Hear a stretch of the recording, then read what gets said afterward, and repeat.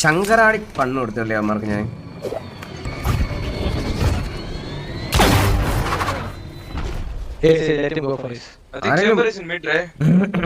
ആരെങ്കിലും കൂടെ പറഞ്ഞല്ലോ, ഞാൻ മാത്രം ഒരു സൈറ്റ് ചെയ്തിട്ട്.